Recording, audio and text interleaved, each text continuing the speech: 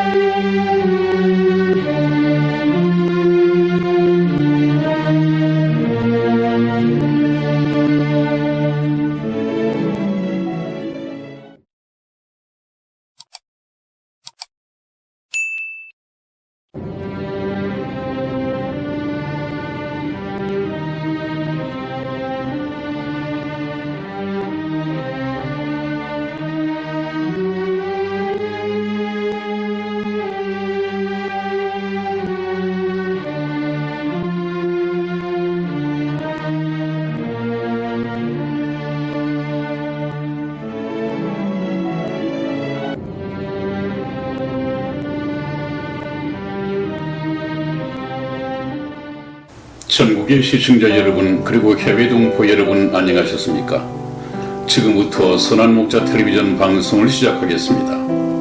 먼저 하나님께 기도드리겠습니다.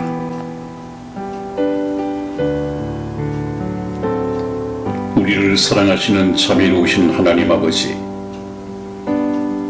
오늘도 귀한 시간 허락하시고 하나님께서 불러주신 사랑하는 사람들과 하나님의 말씀 앞에 함께 모여서 거룩하신 생명의 말씀을 배울 수 있도록 귀한 시간 허락하여 주시니 감사합니다. 아멘. 오늘 이 시간에도 하나님의 말씀을 사모하는 시청자분들이 하나님 말씀 앞에 모여 앉아서 말씀을 기다리고 있사오니 이 시간 하나님께서 우리 가운데 친히 함께 계셔서 여기 모인 각 사람의 마음과 영혼을 감찰하시고 하나님의 자비로우신 능력의 손길로 붙잡아 주시옵소서. 아멘. 주님 오실 날이 너무도 가까운 이때에 우리 모두 깨어 영광 중에 오시는 주님을 맞을 수 있도록 각 사람 모두 자기 예복을 준비하게 도와주시고 주님 오시는 그날까지 능력의 말씀으로 저희들의 영혼을 붙잡아 주시옵소서. 아멘. 이 세상은 어두움이요 사망의 음침한 골짜기 뿐이오니 하나님께서 친히 저희들의 선한 목자가 되어 주시고 진리의 말씀으로 항상 인도하여 주시옵소서. 아멘. 믿사옵고 감사하오며 우리 주 예수님의 이름으로 기도하였습니다. 아멘. 아멘.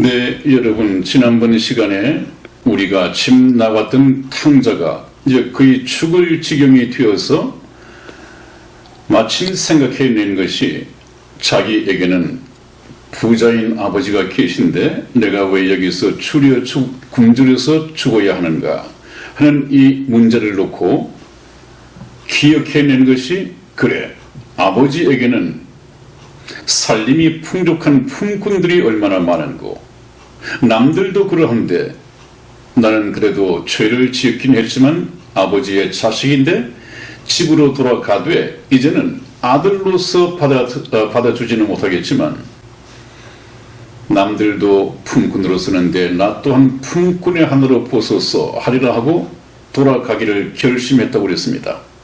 여기서 중요한 것은 결심하여 돌아가는 것입니다. 돌아가야만이 내가 살 수 있겠구나라고 생각하는 것입니다.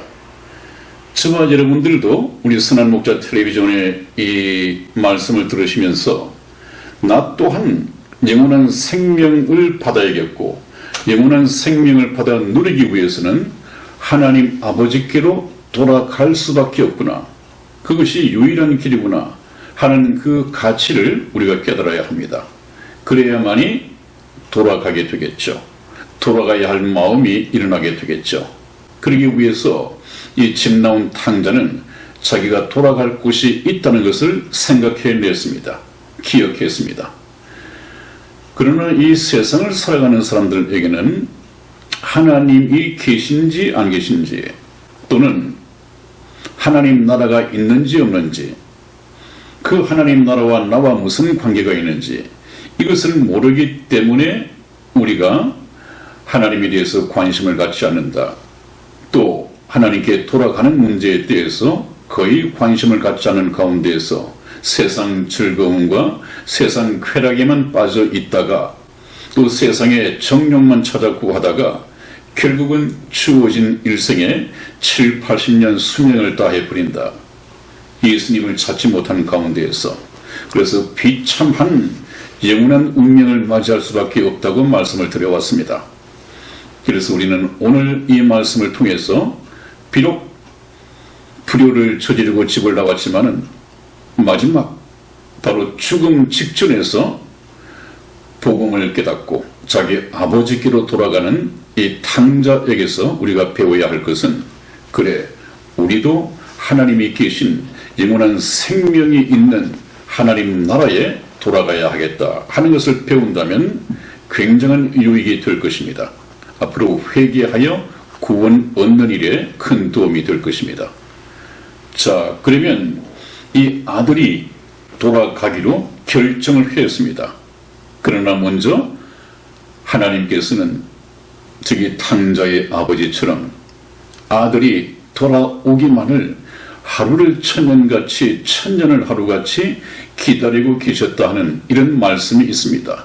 꼭 저 애비의 심정이죠. 우리 성경 말씀 베드로후서 3장 8절에서 9절까지 말씀을 우리 이승희 집사와 교독해 드리겠습니다. 8절 말씀은 제가 읽겠습니다. 사랑하는 자들아 죽기는 하루가 천년 같고 천년이 하루 같은 이 한 가지를 잊지 말라. 주의 약속은 어떤 이에 더디다고 생각하는 것 같이 더딘 것이 아니라 오직 너희를 대하여 오래 참으사 아무도 멸망치 않고 다 회개하기에 이르기를 원하시느니라. 아멘. 아멘. 여기 사랑하는 자들은 이 세상에 있는 모든 사람들입니다, 여러분. 구원받지 못한 모든 사람들까지 하나님은 세상을 사랑하셨다. 요한복음 3장 16절 말씀처럼 하나님이 세상을 이처럼 사랑하사 독생자를 주셨으니 라고 하는 이 세상은 세상에 살아가고 있는 하나님의 형상으로 지음을 받은 사람들을 말하는 것입니다. 사단이 다스리는 이 좀 부정한 뜻에서 이 세상이 아니라 하나님께서 세상에서 살아가는 자기 형상으로 지음을 받은 사람들이라고 하는 것을 우리가 알아야 합니다. 그래서 사랑하는 자들아 죽게는 하루가 천년 같고 천년이 하루 같은 이 한 가지를 잊지 말라. 시간 개념이 우리가 생각하는 시간 개념과 하나님의 시간 개념은 다르다는 것이죠. 주의 약속은 어떤 이에 더디다고 생각하는 것 같이 더딘 것이 아니라 하나님 또 예수님 오신다더니 지금까지 그 말을 들은 지 20년이 지나고 30년이 지났는데 올 생각도 없고 올 것 같지도 않고 목사님 말씀이 거짓말 아닙니까? 성경에서 확인했는데 그러면 성경 말씀도 거짓말 아닙니까? 라고 할지 모르지만 시간 계산법이 다르다고 했죠. 한번 보십시오. 오직 너희를 대하여 오래 참으사 아무도 멸망치 않고 다 회개하기에 이르기를 원하시느니라. 이것이 하나님의 기다리시는 본심입니다. 지금이라도 구원의 문을 닫고 싶지만 아직까지 돌아오지 않는 구원받지 못한 이 영혼들이 있다는 얘기죠. 지금도 기다리고 계십니다. 그러나 곧 문을 닫을 때가 다가오고 있습니다.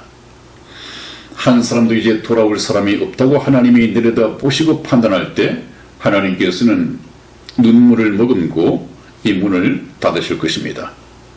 그래서 우리가 알 수 있는 것은 아하, 지금도 하나님께서는 집을 떠났던 불효자들, 이 죄인들이 회개하여 하나님께로 돌아오기를 원하고 계시는구나. 거기도 회개란 말이 나오죠. 아무도 멸망치 않으려면 회개해야 합니다. 다 회개하기에 이르기를 원하시느니라. 이 회개는 무슨 회개입니까? 생명 얻는 회개 또는 구원에 이르는 회개, 그랬습니다.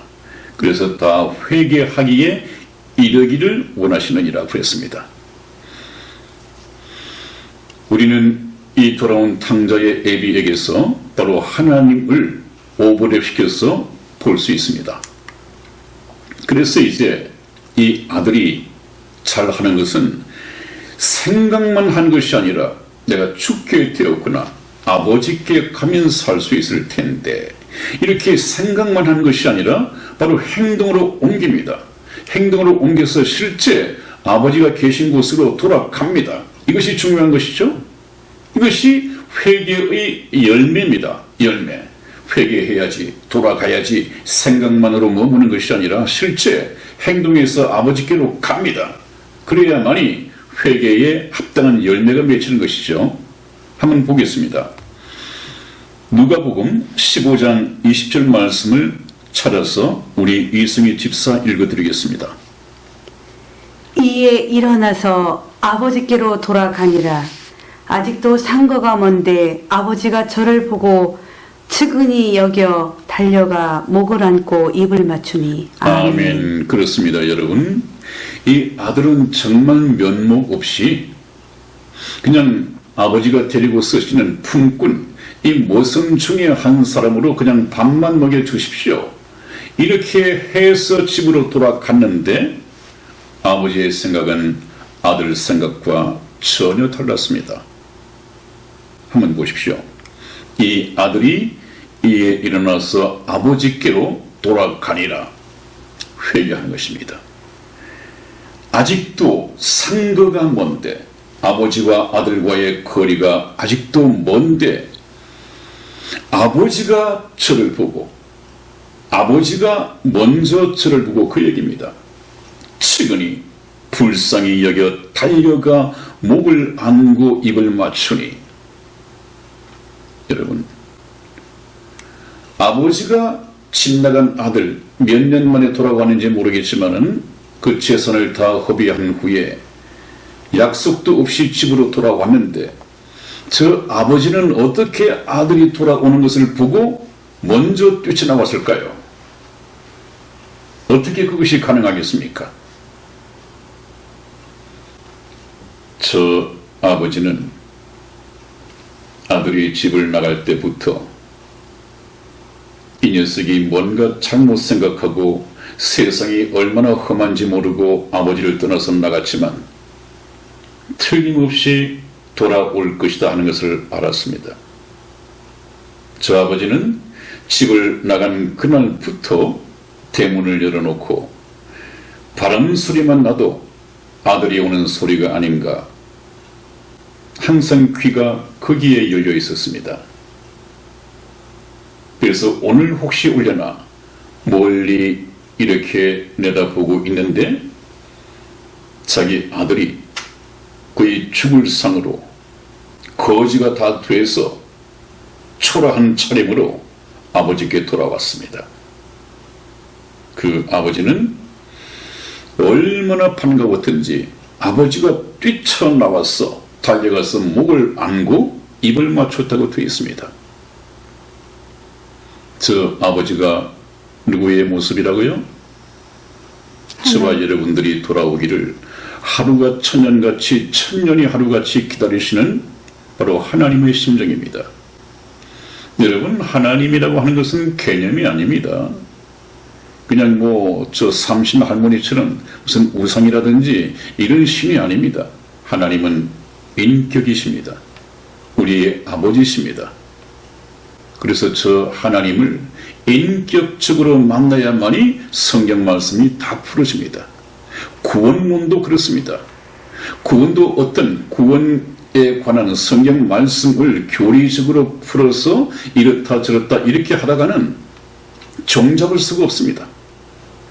하나님을 인격적으로 만나지 못했기 때문에 구원론에 대한 그 해법이라든지 가르침이 그렇게 혼란스럽습니다. 하나님은 인격이십니다. 저와 여러분들의 아버지 하나님이십니다. 우리가 하나님의 자녀가 된다면 말입니다. 오른쪽 그림 한번 보십시오. 아버지가 다가왔습니다. 아들은 면목 없이 그 자리에 그대로 서 있습니다. 우리가 하나님께 돌아가기만 하면 하나님이 그러합니다, 여러분. 그 다음 한번 보십시오. 그래서 아버지 눈에서 흐르는 저 눈물을 보십니까? 아들의 목을 끌어안고 눈물 흘리시는 아버지의 모습을 보십니까? 저 아버지 품에 안긴 저 아들은 누굽니까? 복음을 깨닫고 이 세상을 버리고 하나님 아버지께 회개하여 돌아간 저와 여러분들의 모습이어야 합니다. 하나님 품에 안겨야 합니다. 구원은 하나님께만 있습니다. 하나님께 가야만이 우리가 영원한 생명을 누릴 수 있습니다.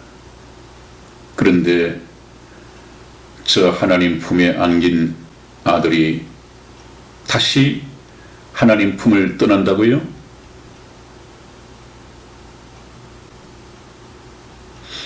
구원받은 사람이 하나님을 배반하고 하나님을 떠나고 세상에 다시 돌아간다고 하는 것은 구원받은 사람이 아닙니다. 하나님을 만났으면 어떻게 다시 세상으로 가겠습니까? 여러분, 하나님은 우리 인생을 구데기에 비유하고 있습니다. 다음에 죄에 대한 주제를 말씀드릴 때 드리겠습니다마는 하나님께서는 인생을 구데기로 말씀하십니다. 구데기는 어디에 있습니까? 그 재래식 화장실에 있습니다. 그런데 재래식 화장실 속에서 구데기로 살아가던 우리가 그 화려한 천국을 맛보았다고 한다면 재래식 화장실 속에 다시 들어가겠습니까? 그럴 리가 없습니다. 그래서 천국을 예수님을 통해서 천국을 맛본 천국을 알게 된 가룟 유다를 제외한 11 제자는 죽기까지 예수님을 배반하지 않았습니다. 사도 바울도 그렇습니다. 로마 시대에 순교했던 그 많은 사람들도 배반하지 않았습니다. 배반할 수가 없습니다.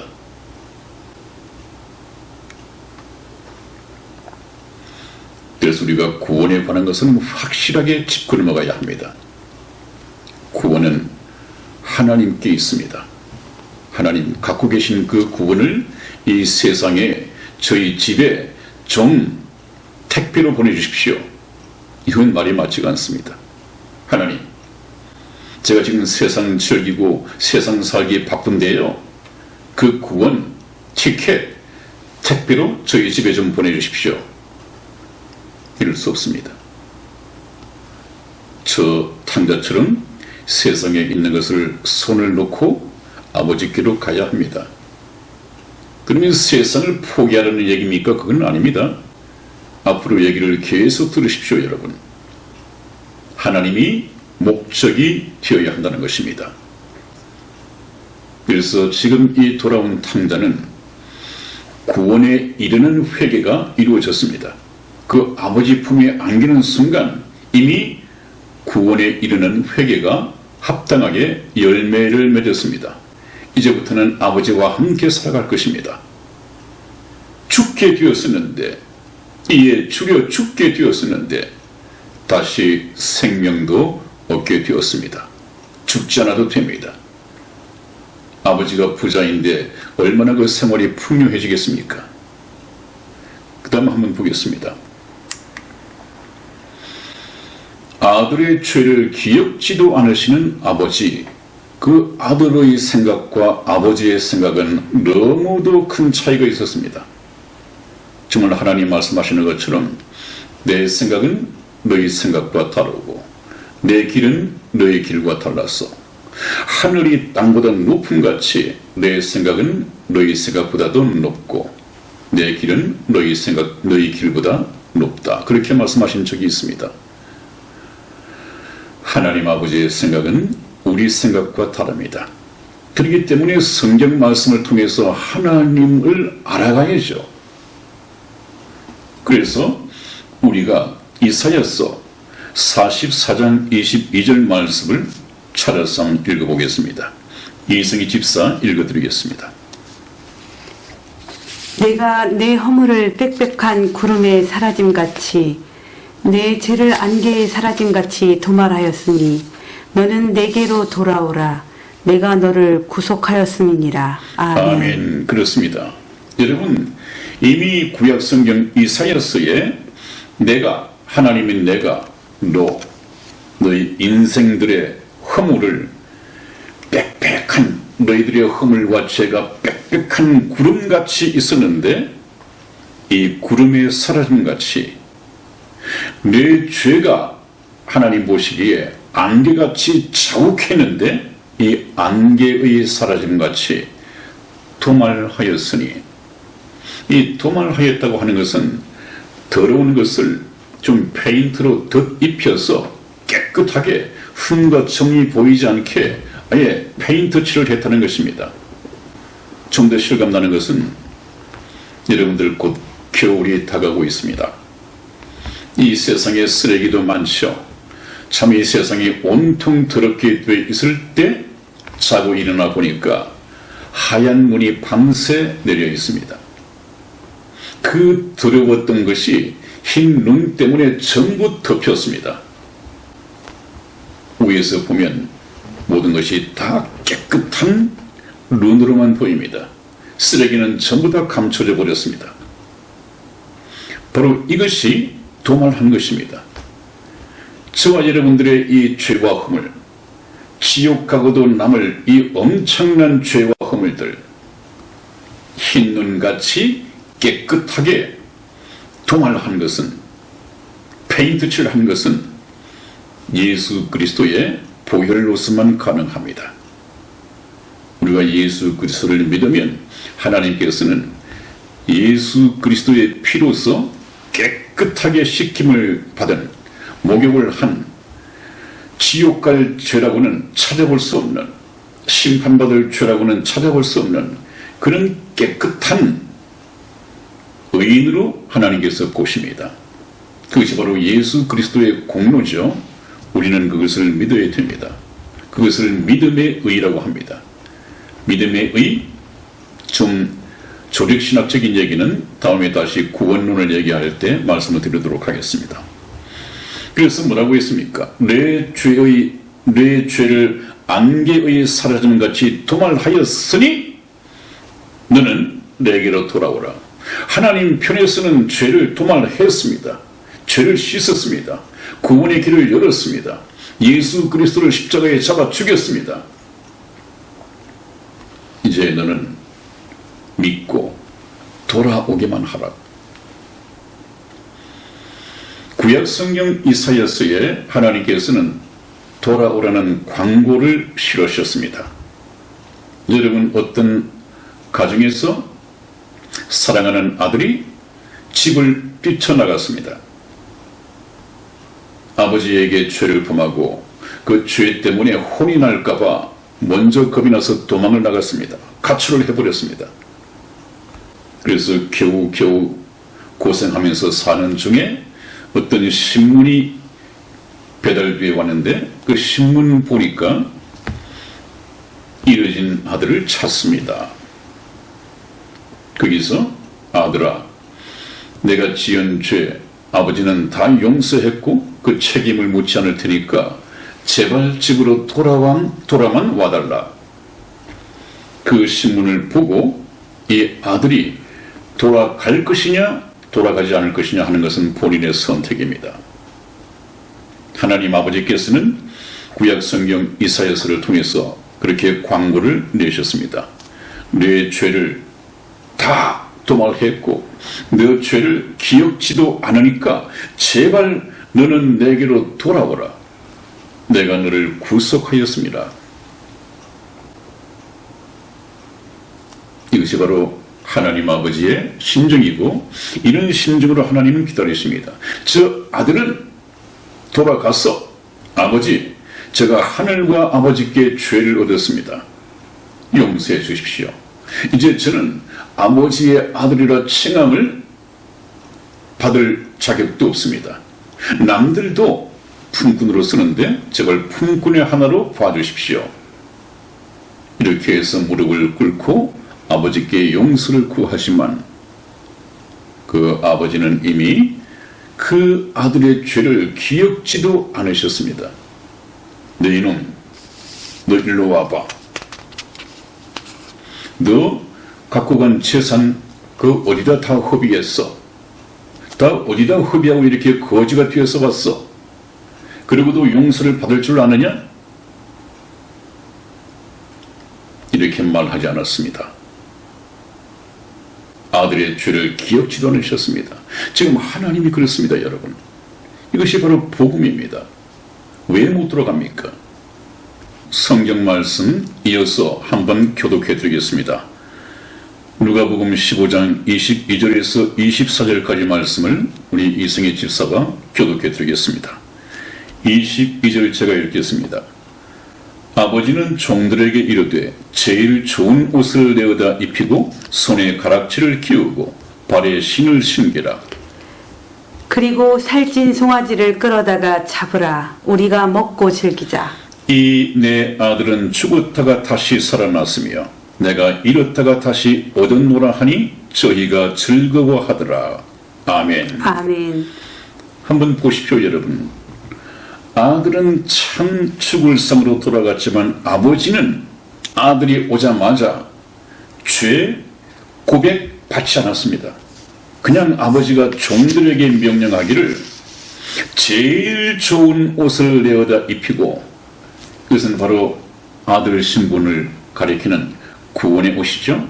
무슨 얘기냐? 머슴이 무슨 얘기냐? 죄인이 무슨 얘기냐? 너는 내 아들이야. 그래서 종들을 보고 제일 좋은 옷을 내어다 입히고 손에 가락지를 끼우고 한 것은 무엇입니까? 언약의 표시죠. 항상 가락지는 언약의 표시입니다. 다시는 이 집을 나가지 말도록 약속하자. 너는 내 아들이야. 딴 생각하지 마. 그리고 새 출발하는 거야. 해서 발에 신을 신겼다. 이것은 또 새 신발 줄 테니까 아버지 집을 떠나서 도망가려고 준 신발이 아닙니다. 이 신발은 새 출발입니다. 너는 이제 새로운 아들. 그 다음에 말씀하지 않았습니까? 이 내 아들은 죽었다가 다시 살아났으며 내가 잃었다가 다시 얻었노라. 그런 아들입니다. 이제 새 출발하자. 아버지와 아들의 관계가 회복이 됐고 이제는 아버지 안에서 저 아들은 행복한 삶이 시작될 것입니다. 저와 여러분들도 저 하나님 아버지께로 돌아가야만이 영원한 생명을 얻고 영원한 복락을 하나님 나라에서 누릴 수 있습니다. 이 세상은 영원한 생명도 없으리니와 영원 복락을 누릴 수 있는 장소가 아닙니다. 여러분, 저 아들이 그렇지 않았습니까? 그렇게 살아봤지 않았습니까? 전부 다 그것은 헛것이었고 죽을 지경까지 갔습니다. 우리 또한 그렇게 살아서는 안 되겠습니다. 지금부터라도 그 생활을 멈추고 삶의 방향을 바꿔야 합니다. 어떻게 바꾸는가 하는 것은 제가 다시 계속해서 말씀드릴 것입니다. 누가복음 18장 7절 말씀을 찾아서 우리 이승희 집사 읽어드리겠습니다. 내가 너희에게 이르노니 이와 같이 죄인 하나가 회개하면 하늘에서는 회개할 것이 없는 의인 99을 인하여 기뻐하는 것보다 더하리라. 아멘.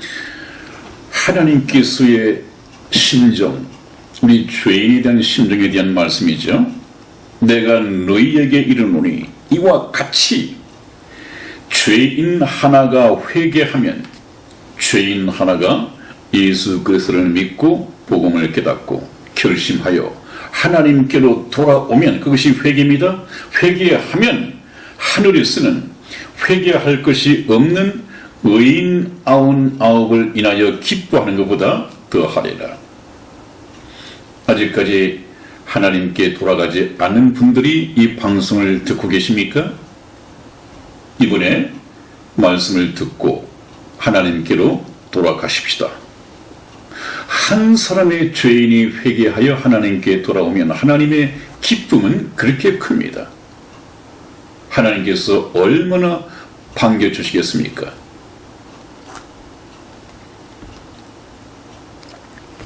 네, 오늘 여기까지 말씀을 드리겠습니다.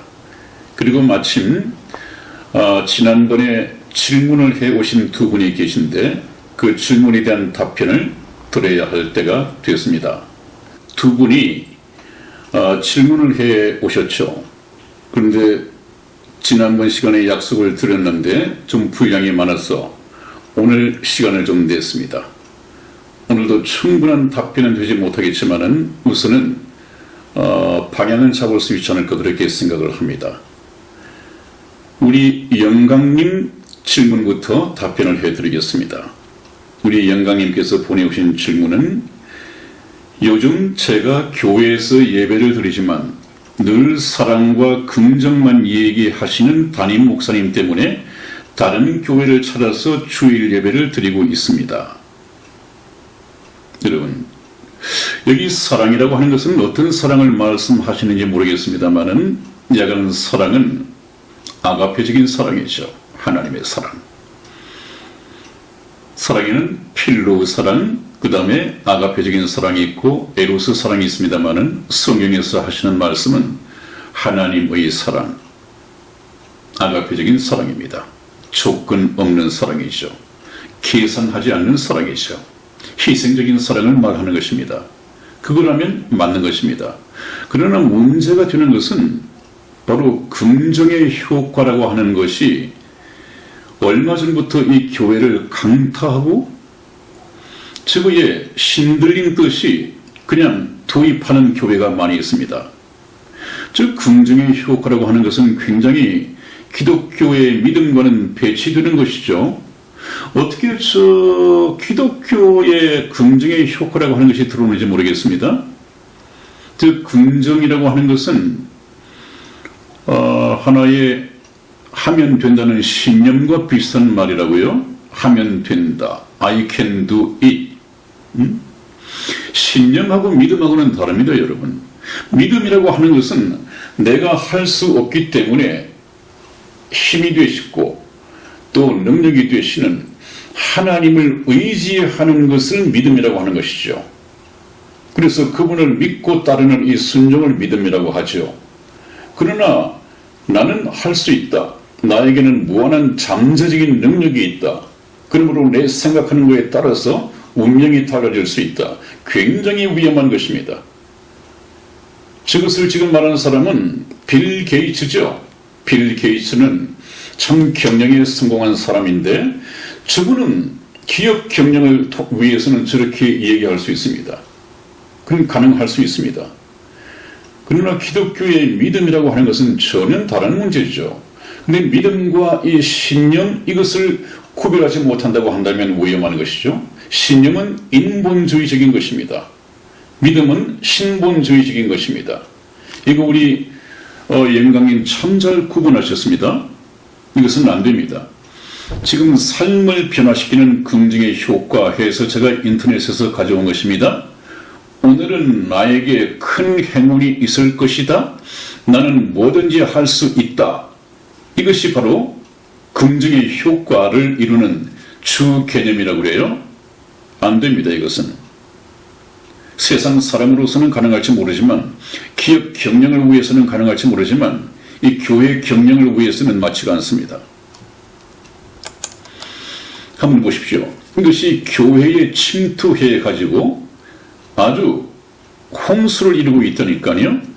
교회에 침투한 긍정의 힘의 효과 사례. 이 무슨 피그말리온 효과의 사례가 있다고 그래요? 피그말리온 효과의 사례. 다 긍정의 힘에 속한 것이죠. 교사가 학생에게 너는 잘할 것이야 라는 기대로 학생을 가르치면 그 기대에 부응하기 위해서 학생은 더 노력하게 될 것이고 그 결과 초반에 기대했던 바와 같이 이루어지는 것이다. 여기 you can do it이라는 말을 썼습니다. 이것이 과연 교회에서 가능할까요? 학생에게 다 적용될 수 있을까요? 이런 심리적이고 자기 최면적인 이런 것이 교회에 들어온다?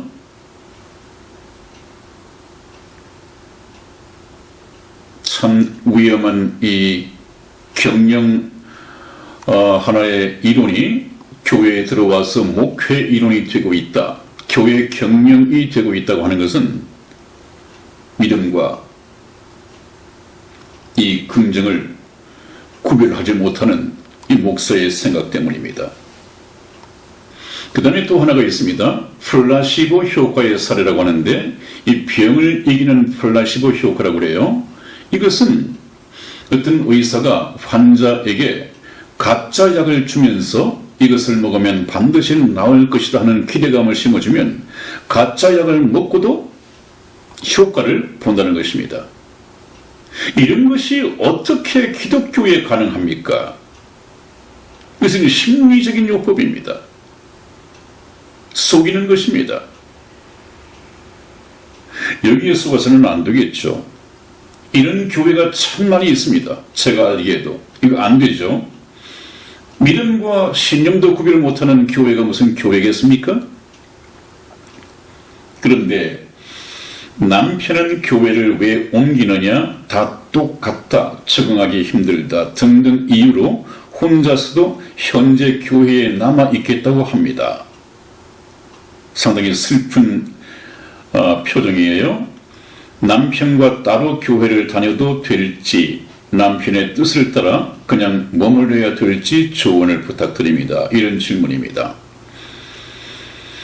이 좀 죄송한 말씀이지만 대면해 보지 않아서 제가 잘 모르겠습니다만은 남편은 교회를 왜 옮기느냐? 교회는 다 똑같아 라는 이 말씀을 미루어 볼 때 아직까지 좀 영적인 분별력이 부족하신 분이 아닌가 그렇게 생각이 됩니다. 대단히 죄송한 지적이지만 그렇게 봐집니다. 왜냐하면 교회가 똑같지가 않거든요. 우선 교회 성별법부터 가져야 합니다. 그것은 영적인 분별력을 가져야 가능한 것이죠. 이 교회는 천주교를 따라가는 종교다원주의를 주장하는 WCC에 속하는 교회가 많이 있고요. 그 다음에 생명의 복음을 갖고 있지 못하는 교회가 거의 허다하고요. 오늘날은 특히 전국 좌파 이런 세력들이 정치적 단체로 교회를 만들어가지고 시무를 한다고 그래요. 목사로서. 그런 얘기를 참 많이 듣습니다. 전국 좌파 세력이 교회를 만들었다고 하는 것은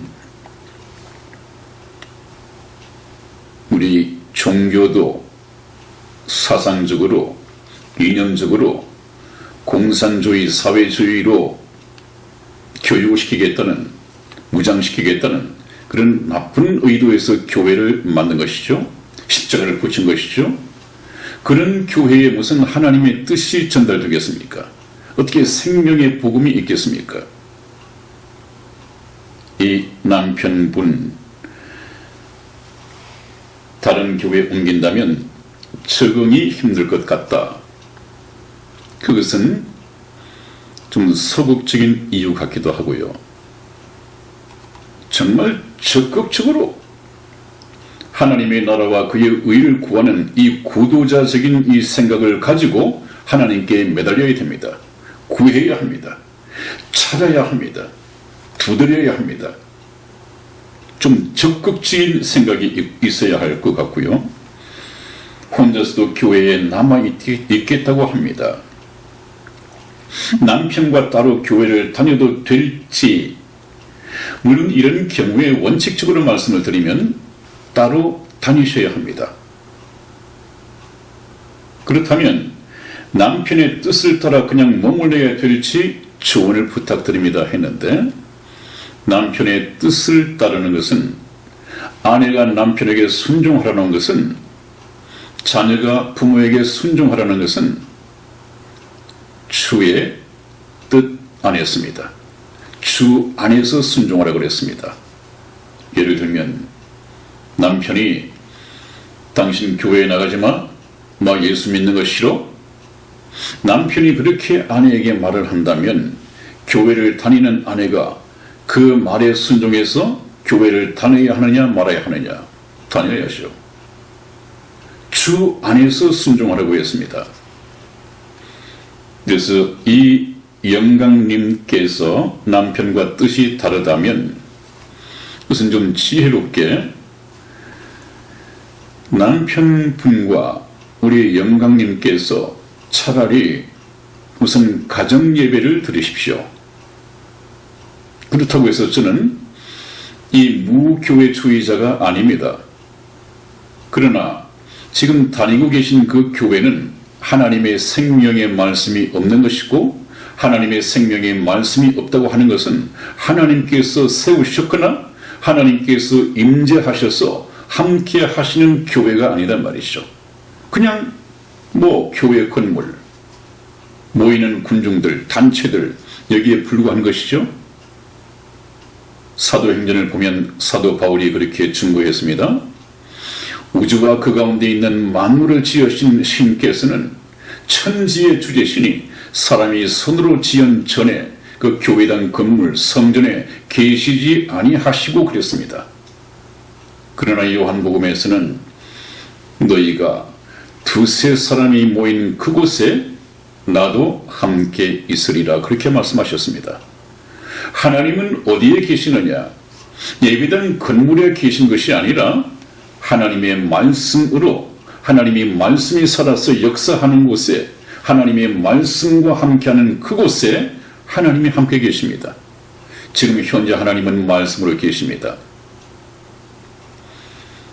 이 가정은 하나님께서 세우신 교회의 가장 기본적인 단위 교회입니다. 영광님 충분합니다. 남편과 함께 우선 충돌하지 마시고 두 분이 성경 말씀을 통해서 영적인 분별력을 가지고 같이 깨닫고 이것이 참 하나님을 만나는 것이구나. 이것이 참 하나님을 찾아가는 것이구나. 이것을 두 분이 함께 깨닫고 같은 뜻이 모아지면 두 분이서 같이 그런 교회를 차리시고 하나님께서 세우신 교회, 하나님께서 보내신 목사님이 하나님의 생명의 말씀을 전하고 있는 그 교회를 차리셔서 예배를 드리면 아주 금상첨화이겠습니다. 그 다음에 또 한 가지 질문을 하셨던데요. 질문 2개를 주셨습니다.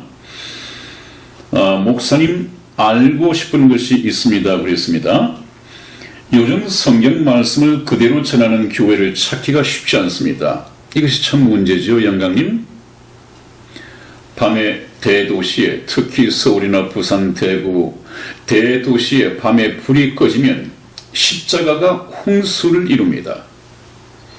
그 홍수를 이루는 많은 교회 속에서 주일마다 목사님들이 설교 말씀을 쏟아내는데 그것 또한 설교의 홍수를 이룹니다.